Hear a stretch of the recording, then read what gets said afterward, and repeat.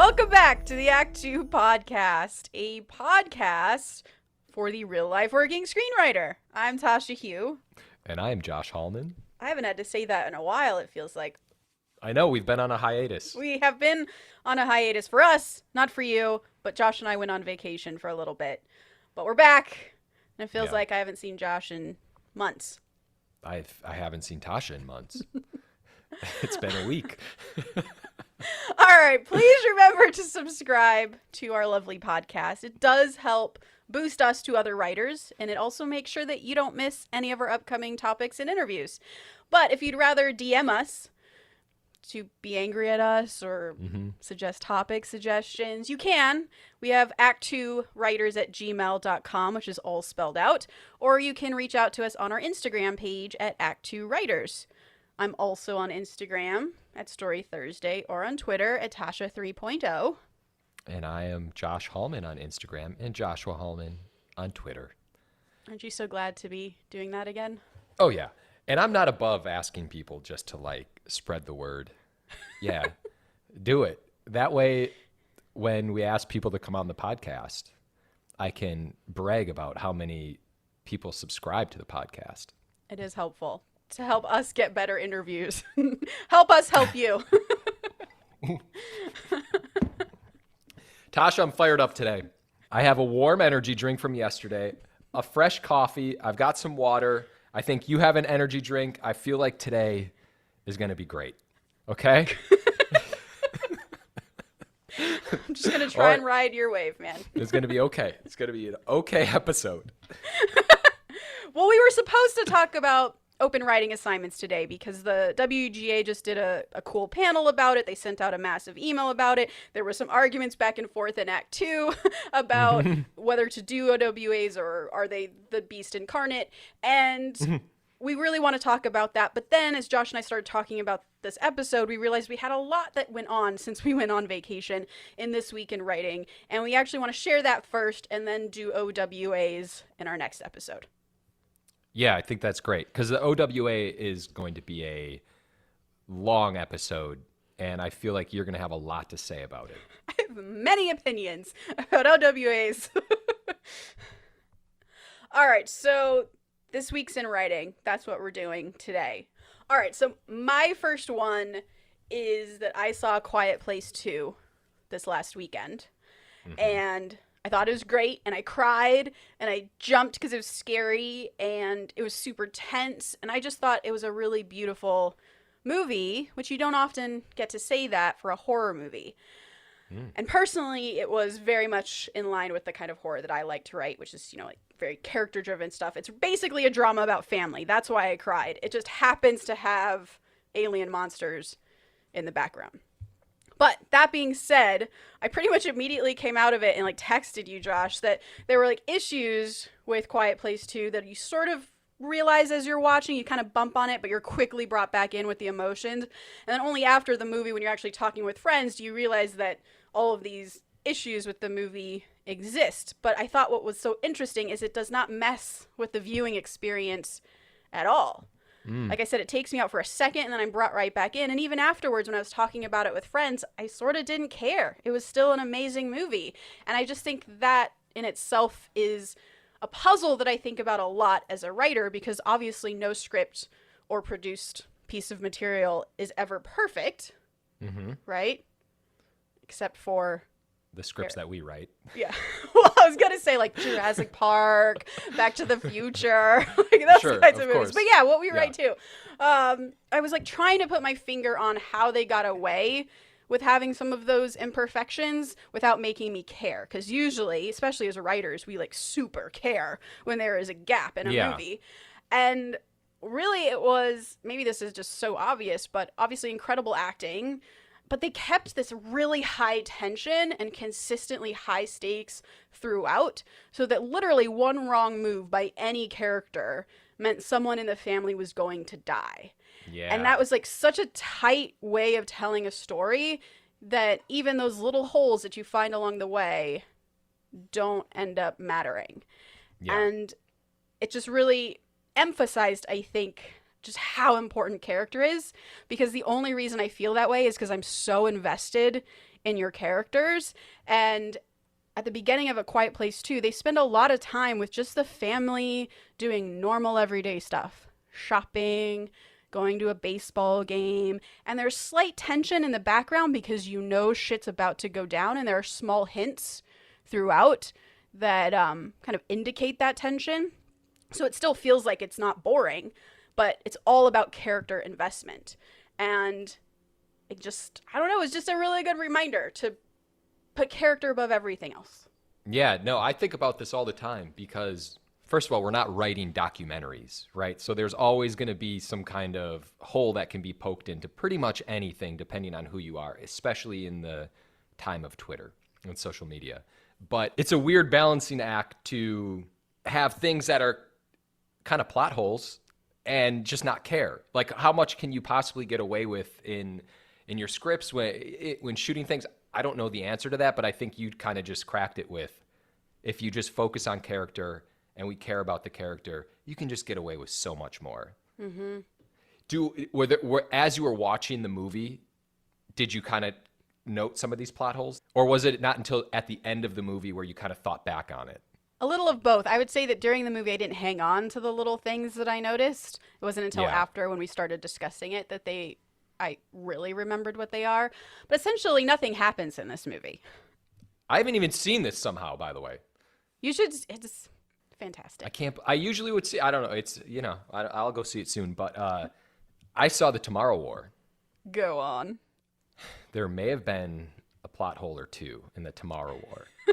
But I was so engaged with it. I didn't give a shit. I was like, I don't care. I'm along for the ride. There were answers that probably should have been answered earlier in the first act, but didn't get answered till the third act. Again, I was like, I don't care about this plot hole. But there were some things where, as I was watching, I was like, hey, wait a minute. How did this just happen? And why aren't they doing this? Because once you get into time travel and stuff like that, you just kind of, you open yourself up for some kind of for sure trouble. Now, I don't want to presume, but is the reason why you didn't care about those plot holes because of character or because the concept and the fun of the movie was so engaging? A little bit of both. Okay. I think I told you, I might have messaged you this, but like at 30 minutes into the movie, I paused it and I went and got popcorn. Because I was like, I am not going to sit here without popcorn. This is a summer movie and I'm fully engaged. However, I will say it was an emphasis on character. There was a father-son story, which I'm a sucker for. Mm-hmm. There was a father-daughter story, which I'm a sucker for. Mm-hmm. And so there were all these different elements happening, and I cared about the character. So you know what? Character wins. Always. Always. Can I go on a slight tangent about that? Oh my God. If you didn't, I would leave the podcast. All right. So I am reading this book right now called Directing Actors for Tomb Raider, because I will be directing actors for Tomb Raider. Oh, shit. And it's this book that every director I've ever talked to has recommended. What? Okay. Sorry. It's going to be great. Oh, man. Well, now I feel super confident, Joshua. Thank you. First of all, I know you can do it. You can do it. I've seen you've directed stuff before. All right. So I'm reading this book, Directing Actors. And one thing that she says, Judith Weston is the person who wrote it. One thing that she keeps saying is sometimes you have to tell the actor to not say the line, that the line isn't important. Just let the actor become the character and kind of do what they want. And I keep getting so mad reading this book because as a writer, like, the line is fucking everything. I've slaved over this line. I did not pick it at random. It's there because that's what the character is thinking and feeling and saying and doing. So say the line. But the more I keep reading this, the advice that she's giving is really the same advice that I would give to writers when they're writing character, which is don't worry so much about the destination, especially like when you have a really solid outline, right? You already know where you're going. So you know your plot points. So take a breath and work on the scenes. play with how the characters would interact in this scene. Maybe try it one way and then try it another way. Surprise yourself. And that's basically what she's saying to do in the next process after we've written the script, which is in the acting process. And so I've let go of my anger and accepted that that's part of it. But wow. I don't know what else to say except that. That was just my tangent. You're going to be like Quentin Tarantino, who was like, you say the line. I like toes. Oh, jeez. And you say the line on, in the script or you're fired. He doesn't do that. Yes, he does do that. Yeah. Yeah, maybe I will be. Yeah, that's fine. That's great. I know you're going to be great. I don't know. I joke around only because I know the outcome already. That's very sweet. Moving on. So I'm happy you went first because you came in with substance. I, on the other hand, not so much. I something happened to me, and I jotted something down, and I texted you about it, and I actually messaged Dave about it, and I was like, hey, guys, I have a question. Do you bold your slug lines in your script? Dave was like, yes, always. And you've come around to bolding and underlining. Is that correct? Only recently, but yes. So I have written two things recently. One of them takes place on a train. And so it was jumping from car 1 to car 2 to car 3 to car 4.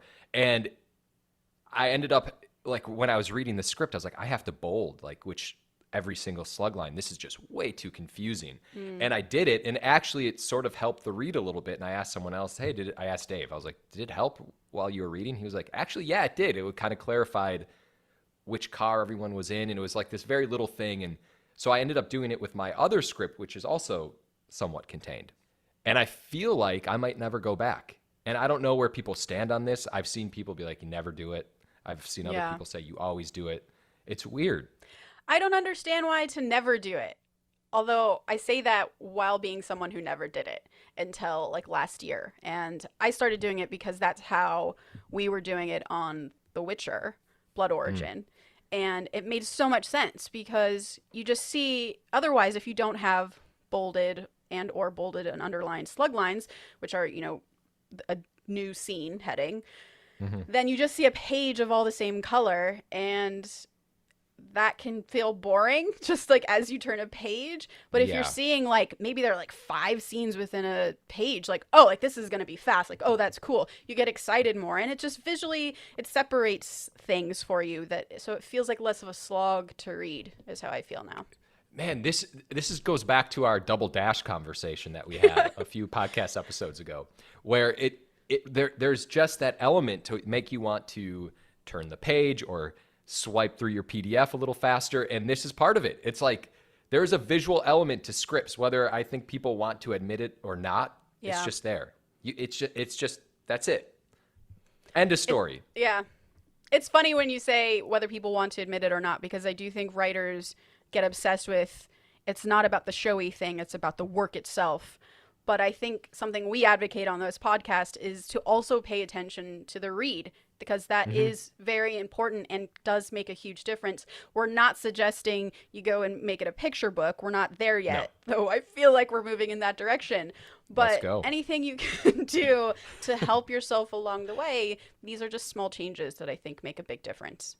I do too. And yeah, of course, scripts are obviously going to sell and be made without, having bold and underlined slug lines. But, it's helpful. I think so too. So I don't know. Maybe I'm a changed man. I don't know. We'll find out. Moving with the times, man. This one has been bugging me this week in writing because it came up a few days ago, and it's related to our last episode on document organization, which both Josh and I were like, this topic is stupid. I don't want to do it. It's such a waste of an episode. But I kid you not, ever since that episode, Josh and I have been thinking nonstop about this topic of document organization. It's true. I'm not to like jump in on this, but just today you asked me, I was sending you a script today, and I couldn't find it. I was like, what the fuck? Where's this script? And it's because I rearranged my method here based off of our last podcast. It's going to be this topic that continues to haunt us, I think. So yesterday, this actually came up on Tomb Raider, that it was time to send my latest draft of something to Netflix. And my assistant, Kevin, who's amazing, shout out to What's Kevin. up, Kevin? Yeah, what's up? Kevin says, hey, so Netflix needs a draft that has all the changes from the last draft you did that are marked. And when they say that, when they say marked, of course, it means that it has asterisks next to all of the things that have changed in the margins. And you just, do that in revision mode. So usually that means that you can just skim through a script and just read what's been changed, and it just makes things easier for the reader. So Netflix needs this draft with all the changes that have been asterisked since their last read. Now, since Netflix last read this draft, I have addressed their notes. I've also addressed the studio notes on top of those notes.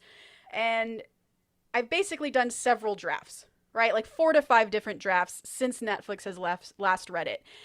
And what I do when I do that is I will send my producers the revised draft with the asterisks. They'll then give me notes so that when I address their notes, I will remove all the asterisks and start fresh so that when I send it to them again, they again only see the new changes that I've made. So now I have 4 or 5 different drafts of this thing. So now poor Kevin has to send a draft to Netflix that has all the changes from those 4 to 5 drafts, and I have to tell him with my head hung down in shame that I have no idea where those are or what those changes are, because there have been so many little changes along the way, changes to the same sections, and I just haven't tracked them. So I've lost track of everything. So now poor Kevin has to go through all 4 or 5 of my drafts to find the revisions himself, and that's just busy work. And he wouldn't have to do that if maybe I listened to Alex, which we talked about in our last episode, where he does a log. He logs all of the changes he makes to a draft, and he dates them, and he puts the file name that it's under. And maybe that would help. So I don't know. That just came up for me in This Week in Writing, this organization thing. Can I ask you a question? Yes. Did you call Kevin? Did you email Kevin? Or did you text Kevin? Kevin and I are on a Slack chat.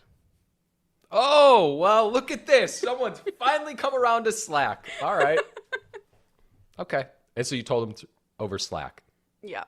I wanted to know what his facial expression was. Actually, I'm glad I didn't know. Well, we love you, Kevin. Thank you, Kevin. So the next thing I need to talk about is actually, I think, somewhat important because it sort of flips what we're kind of told about screenwriting. Ooh. You had asked me for an action comedy script, and it got me thinking because I was like, yeah, I write action comedies, so of course I have an action comedy script. But I think you and I have both been in the position before where we've talked with a producer or an executive, and they've said, hey, I'm looking for, a broad romantic comedy for this very specific actor. Do you have that script? And you're like, oh, no, I'm sorry, I don't. That's what you guys are working on? And they're like, yeah, that's where we're headed right now. And you kind of walk away from the meeting. You're like, okay, cool. I have a great connection now. And I met someone. It was cool synergy, whatever.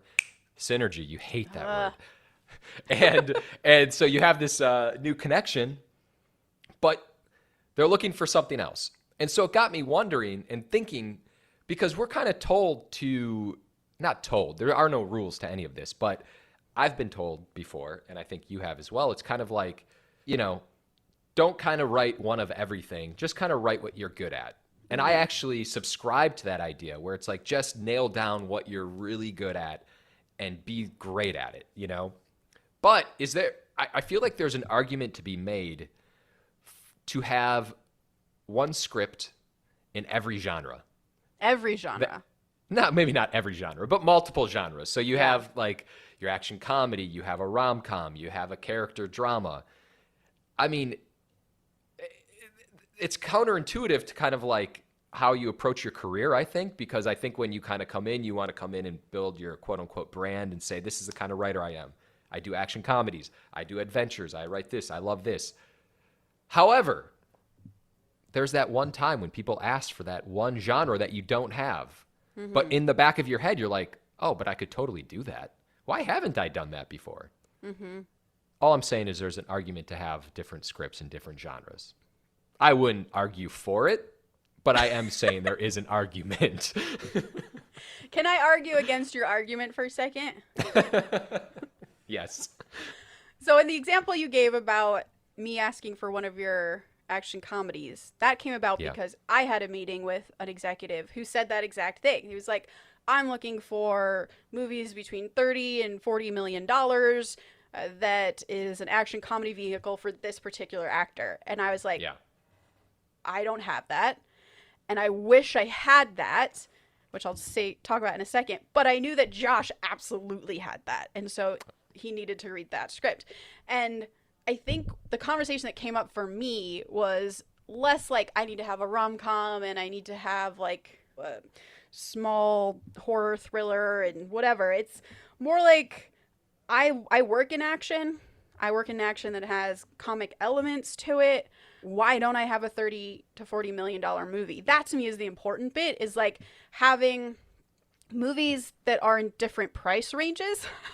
And that also work within the different genres I like. So ideally, I would love to have a $30 to $40 million movie. I would love to have a bigger budget, $100 million movie. I would love to have a sci-fi and a fantasy and a grounded thriller.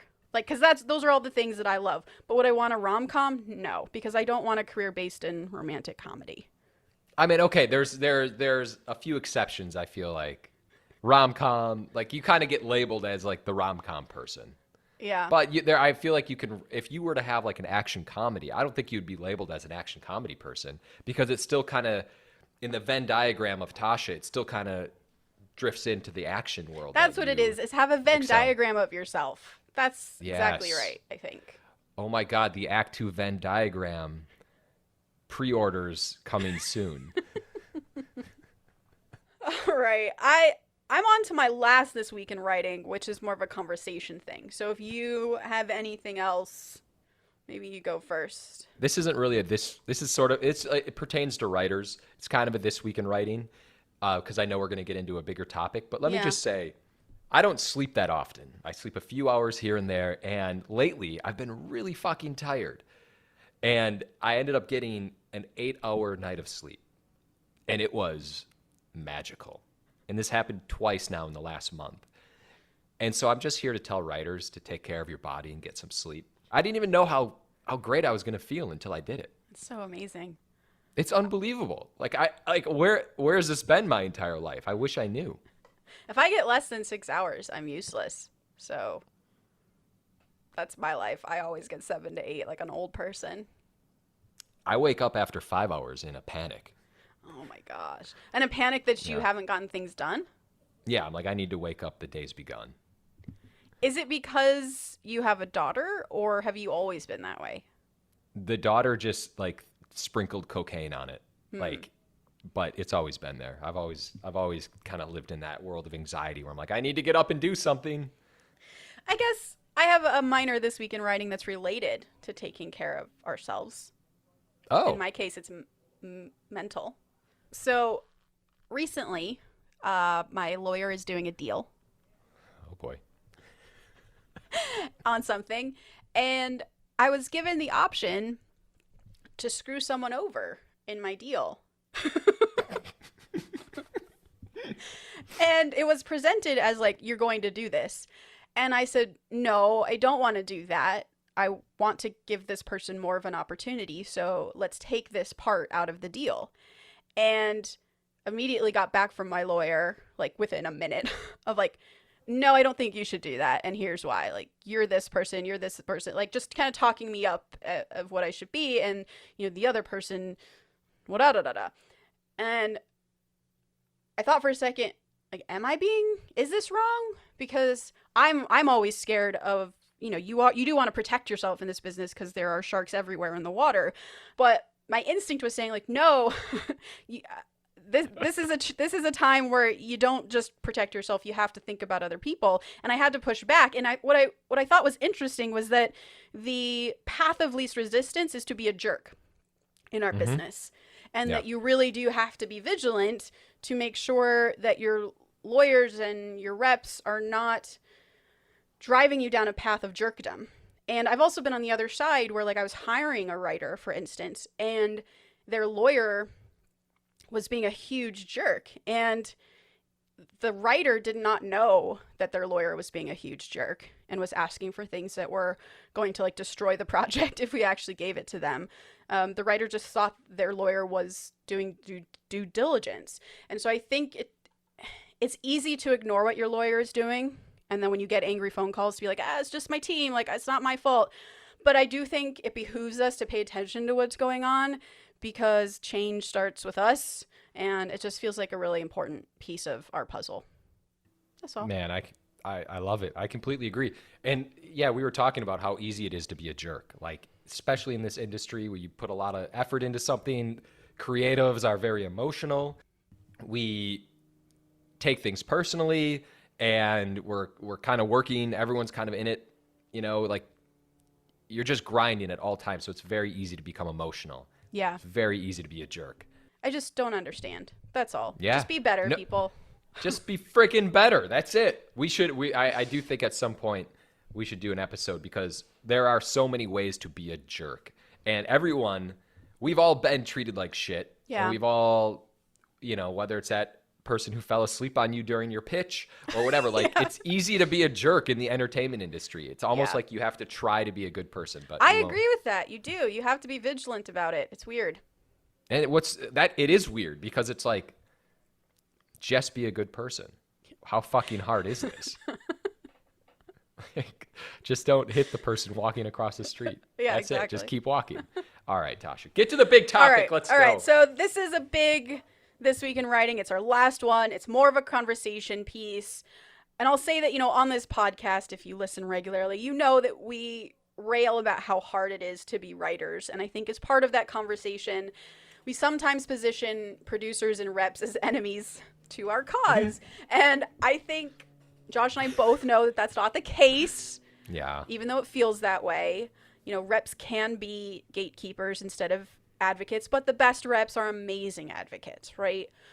It just made me think about that conversation you and I both had, Josh, recently with an agent.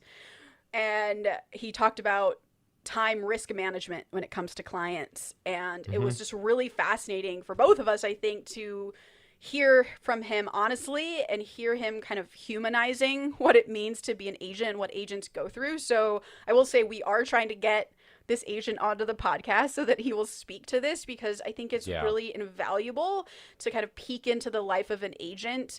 And I think it will only benefit us as writers to understand what they're going through as well.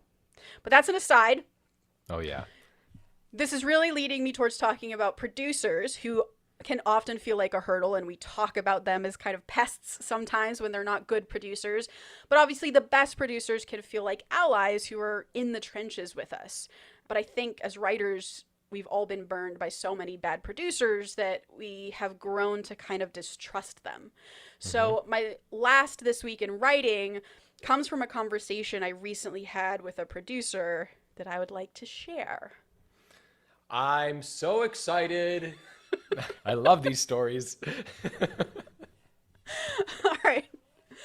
So this producer is working with a well-known writer.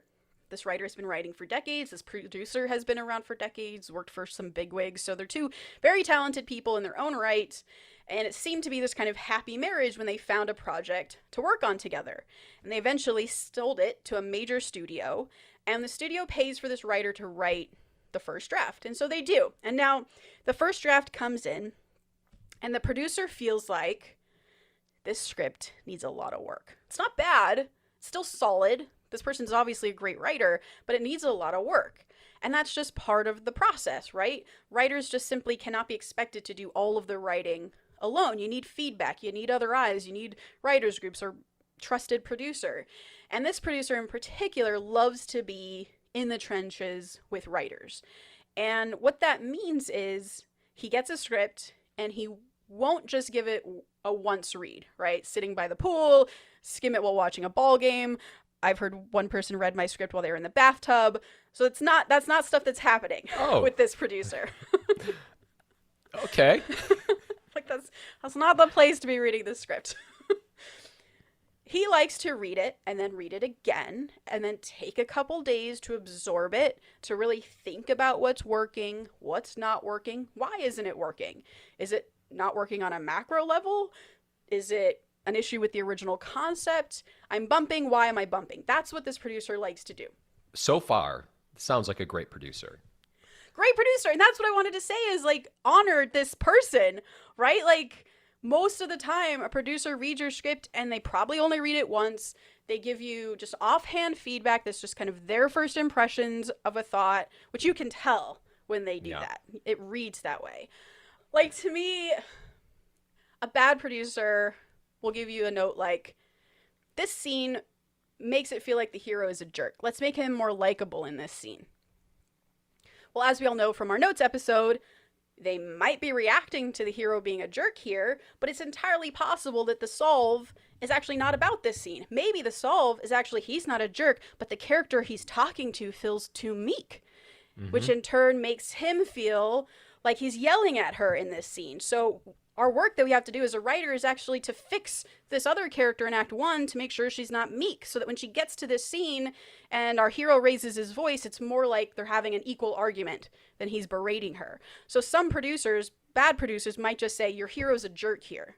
But this producer that we are talking about in particular, he's the kind of guy who tries to get at the note behind the note. Like, why am I feeling like he's a jerk here, and how do I express that to the writer? So this is what it means by a producer who's in the trenches with you. That's all important context, actually, you'll find. So this producer, he gets the first draft of this movie and has a ton of notes, and the writer addresses them. Great, fine. But the writer starts to feel frustrated. He thinks that the draft is actually pretty good after just 2 rounds of notes. And the producer thinks, no, it's not good enough, because in addressing that second round of notes, now you've opened up this ripple effect that affects like the third act of the movie, and we have to address those notes now. But the writer feels like, wait, those are new notes. Why didn't you tell me those to begin with? So now several rounds of notes later, this writer is beyond frustrated because they thought that the draft was fine several notes ago. And now he just wants to turn it into the studio already because he feels like it's ready. So the producer finally gets this writer to do enough notes that he's like, okay, I feel somewhat safe to turn this draft in. It's not my ideal version of the script, but it'll be good enough. And as we all know, studio execs are busy. My boss, when I was at Universal, had around 30 projects that she was working on at any one time. They're busy. They're in meetings all day. That means their time to read is really strapped, especially if they have families. So studio exec probably does one read. And like I said, probably in the bathtub. And comes back to the producer and says, yeah, you know, this script isn't as good as we hoped it would be. And we're not sure that your writer can get it there. Aye. Which, as we know, is the response of a producer who's not in the trenches with you, right? This is why writers get like so scared to let producers into their trench and to like openly develop with them. Like we've talked about how you work with your manager by sending him act by act. And sometimes that's terrifying to do because a producer may not understand that this is a process. So the exec reads it once, has these notes, says, hey, not sure your writer can get it there. Now, I remember sitting at my desk at Universal actually being so frustrated when I would hear this because I knew that if a executive just called the writer and talked to them about it, the writer could probably get it there. But oftentimes they would actually fire a writer and find someone else without ever talking to the writer about the notes. They would just read it and be like, nope, this writer can't get it there. Let's move on. So this is the point of view that the producer is put into, because now this producer knows I only have one more shot at this because my writer has a first draft in their deal and has a guaranteed revision. And that's it. 2 steps to prove to the studio that they shouldn't kill this project. So now the producer's point of view is the next draft we do has to be flawless. And I can't tell this writer that the studio doesn't think you can get it there because that would destroy them. Like, how would you feel if someone told you that? Like, I feel like I'd be pissed off, like scared. Oh, the studio isn't invested in me. Maybe I should quit. Like, it would just have so many mental ramifications. So this producer doesn't feel like he can tell his writer what the studio has said. So producer gets their ducks in order. Okay, here's the studio's notes. How do we make sure this next pass is totally flawless? And the writer does their work, addresses those notes. Again, the producer has more notes because, again, in their mind, it's like this has to be flawless. The studio has to have a draft that's 101% there, and the producer's trying to guide the writer there until finally the writer has a meltdown this week. Snaps. Just completely snaps and tells the producer, I am not doing any more of these notes. I am exhausted. I don't think your notes matter. I don't want to hear any more notes from you. I just want to send it to the studio. I am done. I'm tired. Now, Josh, if you were the producer, what would you do? I would probably say, hey, writer, I fully understand where you're coming from. I get that I'm pushing you. Let's just take a... Wait, are they on a deadline, by the way? Yes. Oh, I was going to say, let's just take a moment, give it a few days, and then let's reconvene, on Monday or I think you have that time. Yeah. Okay. I would probably, if I was this producer, I would say that. I would say, let's just give it a little bit and let's talk about it then. But I totally understand where you're coming from. I just want to get this into the best shape, and I still think it's a little ways to go. I agree with you. I would say that as well. What was interesting in talking to this producer was he was like, I kind of got personally upset. Like they were attacking me, which is how we feel as writers, right? Totally. Producer was like, they were ignoring the fact that I work really hard on this too. I read the drafts multiple times. I spend days trying to think of notes. These aren't just things that I've come up with in the shower, not to keep using baths as a thing, but and that was his response, was like, that's not fair to me. And I was like, oh yeah, I guess I never thought about you as a person. No, I never thought about that. It's a good point, because no producer and no writer are created equal. So when writers have gone through the process with really shitty producers, you tend to kind of think, oh, wow, maybe a lot of producers are kind of shitty, because more of them are than aren't. I think that's the reality, where we all have worked with people who are just they're just not great. They are not in the trenches with you. They're not going to develop with you. It's just a bad relationship. So, and that happens vice versa, I think, with producers and with writers, and writers can sometimes take a long time. They can get a little lazy. They can kind of throw in the towel on certain things. So maybe it's just a bunch of PTSD going around. Yeah. And this producer's, I get it. I would feel the exact same way. It's a very complicated situation, but somebody is going to have to step up and be the bigger man. Well, then switching point of views, if you were the writer, what would you do? Honestly, I feel like I would think that I've come too far and I'm going to keep going and making revisions. That's where I would be. However, you know me, and I've been at a point where I've said, because I've already gone down the road of like, nope, fuck it, this is it. Like, I've done that before. As a matter of fact, I've done it with my manager, who I've developed with multiple times, and there are many times that I've just been like, Jay-Z, I'm just going to do this, and he's not happy about it, I don't think, but he lets me. And on a recent project, I was like, hey man, I'm all in. I'm like, I'm going to just develop this. I will listen to you. I'm going to be better at this. It's not saying we didn't butt heads at all. I mean, these are very small things. So, and what you're talking about is a much larger example, but you were like, I'm going to give in to the process.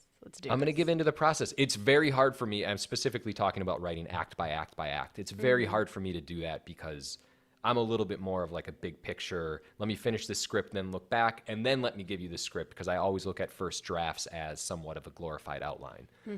So if I were the writer, I would hold off. I'd say, let's chat in a couple days and let me just think about this. Yeah. And I wouldn't look at the script either. What would you do?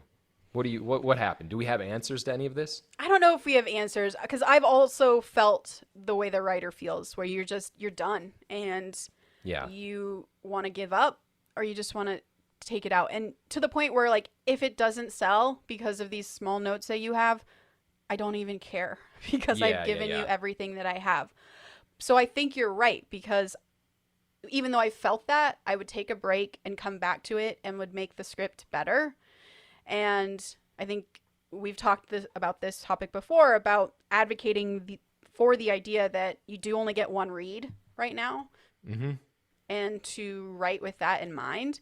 And so I think, going back to kind of what your solutions would be on either side, I do think the answer is communication and being honest with each other, which I think can be really scary to do. Hemingway has a great quote where he says, like, the best way to trust someone is to trust someone. And I have found that when I was really scared to trust a producer because I didn't think they were smart enough, or didn't think that they could handle, like, the fear of the process, you know, like, oh, this isn't ready and we all have to accept it's not ready, but it will get there, I swear. But when I just said, hey, I'm not sure how to do this. This is what I think, but I'm not sure. That's a really terrifying thing to say as a writer, because you want to always, you know, create this sense of I'm in control and I know what I'm doing. You have faith in me for a reason. But as soon as I said that to this particular producer, like, he opened up and we have a much better relationship now. Yeah. It just, communication feels like the key. It is. Communication is always key in, like, all aspects of life. So to your point, though, I fully understand getting to that moment where you're like, I've done everything I could do. This is it. Yes, if it doesn't sell because of this and this and this, I can live with that. And if that's where you're at as the writer, I get it. However, maybe just do one more. Just say, okay, I'm doing one more pass, and then that's it. You know what? Another piece of this puzzle is that producers now don't get paid until the movie gets made. Yeah. So you can say I'm done because you've gotten paid to write your draft, and a producer hasn't gotten paid yet. So that's tough too, because you're quitting before the producer can get paid, and they've worked in the trenches with you. How long have they been working together? About a year now. I say you just keep going. Yeah. Once you spend that much time, you just keep going, I think. Yeah. Has that happened to you before? Oh, yeah. I always keep going. Me too. Unless suddenly the notes aren't making it better, if they're just notes for notes' sake. But I've never had that happen. It's always been, oh yeah, yep, that I can definitely see that making it better. Okay, yep, gotta just do it. Yeah, I agree. It's also really interesting how I can talk myself into a lot of different things. So when I get notes sometimes, my first reaction is like, fuck this. And then I think, I'm like, okay, yeah, actually this would make a little more sense here. This would make a little sense here. That's exactly the process. Yeah, all right. Oh, yeah, fuck okay. This, maybe they're on fuck you. Fuck your whole family. And then you're like, oh, yeah. Okay. Wait a minute. That's smart, actually. Yeah. So are we going to get a follow-up from this? I would like to. Hopefully. We'll see. Hopefully it's a happy ending. I guess I think like a big takeaway from this, though, is like these kind of things do happen, and it's important to know they happen, and then you have to kind of be aware of it happening, because writers are going to find themselves in this exact position. Yes. This actually happens often on a much smaller level with writers and managers. Yeah. Who are like, or agents, you know, where you're like, I want to take out a script, and then like the agent's like, I'm not taking out a script. It's not ready. I told you not to write that, whatever it is, you know? Yeah, I think for me, the more we understand the other side of things and can empathize with other people in our business, not just writers, I think the better we will be as business people who can handle our jobs professionally. So yeah, it is important. You know, layered underneath this episode are a lot of great ways to live your life. Just be nice to people, have empathy, we're good. Communicate. Yeah. Communicate. That's it. Life lessons. We just cracked life. But it's so true. This is all about. All jokes aside, communication is frickin' everything. Everything. I feel like I want to do a quote of the day about communication, but we don't have a quote of the day today. What? Our quote of the day is instead I'm going to read something from Screenwriting Twitter. Oh, that's right. Okay. Are these considered quotes? Is Screenwriting Twitter a quote? Maybe. Is Twitter in general? I mean, someone said it. Yeah. So I'm going to read Josh's favorite thing, Screenwriting Twitter. I've turned a corner. I love it. This thread in particular has kind of blown up a little bit after people like Julie Plec commented on it. Julie Plec is the creator of Vampire Diaries and the originals, and I believe this writer in particular wrote on some of her shows. So this is our quote of the day. All right, this is from James Stotero, whose name I may or may not be pronouncing properly. He is a writer, executive producer on Batwoman, formerly on Gotham and Vampire Diaries, and one of my personal favorites, Legend of the Seeker. Go find it. It's amazing. All right, so James is replying to a Wall Street Journal article about Columbia and other universities who they say steer their students into federal loan debt that can exceed over $250,000, and that after graduation, these students cannot pay that back. And so James talks about his time in Columbia. He says there were 55 students in my incoming class at Columbia's MFA film program. Only 4 of us ever managed to make a career out of it. Of those 4, one guy dropped out the first semester. Funny enough, he's the most successful one, having co-directed Avengers Endgame. Many of the students in my class who didn't turn their degrees into industry success were insanely talented, but Columbia traded on its reputation to sell them big dreams that it could never deliver. During my second year, I suspected that the school wasn't providing a launching pad to a career. Most of the instructors were struggling to establish a career themselves, and many weren't even much more experienced than their students. A fourth-year student taught our cinematography class. The brass ring the program dangled was that your film could be chosen for the annual festival, where, in theory, big-time agents would see it and maybe sign you. But it was cutthroat to even be selected for the festival, and tuition did not cover the cost to make those films. You were on your own to pay for them. One year, the film that won the festival was a World War II story shot in Europe, complete with a fucking tank. Students were going into debt to the tune of $100,000 to make films with the hope that they might maybe have a chance to be seen by a CAA agent. Not having the money to make a film, I switched to writing. I teamed up with a friend to write a screenplay that we hoped could be our calling card. We proudly entered it in the program script contest, only to have the faculty judges reject it in the very first round. Within a year, that script sold. Not because of anything my fancy school did, but because randomly I met a producer's assistant who offered to read it, liked it, and championed it to his boss. Best of all, that assistant was promoted, so it worked out for all of us. I was officially a working writer, but I was still 2 credits shy of getting my degree. I asked if there was possibly a way I could finish my degree while in LA starting my career. But Columbia was offended by the request and refused, so I dropped out within 2 credits of an MFA. After a few years as a working writer, a Columbia administrator asked if I would speak as an alum at a student event. I agreed to talk to the students, but pointed out that I'm not an alum.